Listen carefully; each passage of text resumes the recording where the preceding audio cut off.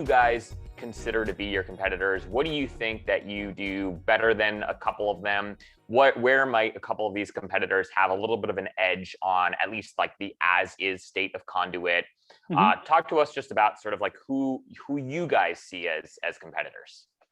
Yeah, it's funny because everybody asks about Zoom and Zoom being a competitor because Zoom is very easy to launch, plug and play, right? And I would say that if we were going to continue in a world where virtual events was the virtual content strategy, I would say Zoom is a competitor. With all of that said, you can use Zoom to create content for Conduit because it's Zoom events and Zoom webinars, they all have different challenges with speaker caps or content storage or all of the different they don't, Zoom's not a higher ed company. They don't know what programs and content should be used to support conversion of incomplete apps to completed apps or financial aid or that. So yes, admissions and enrollment people should know all of those things, and they do, but it's the time to put in the strategy around all of that sort of work. And then the integrations piece, right? Zoom doesn't integrate with Capture Engage. Zoom doesn't integrate with at the level that Conduit does with Slate CRM. You can schedule a virtual event with using Zoom and Slate, and it checks them off as attended, but that's basically all you get, right? And so there's limitations on really articulating the outcomes of that effort.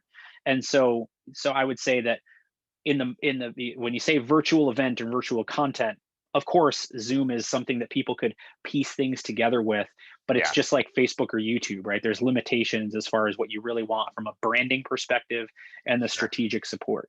I would say that's the main one, right? It's pre-pandemic, anybody asked me that question, I would say our biggest competitor is complacency, right? Because people don't think that they need to do virtual content. That's gone away. Everybody knows they need to do virtual content. Now it's how, right? And how it should look and how you can use all these different things together. I would say, and to limitations and uses of the platform, if you wanted to run a program where you have a workshop with 4 or 5 students together around a virtual table and you're having conversations, that's what a Zoom meeting is for, right? I wouldn't use Conduit for that type of an environment or a resource today, right?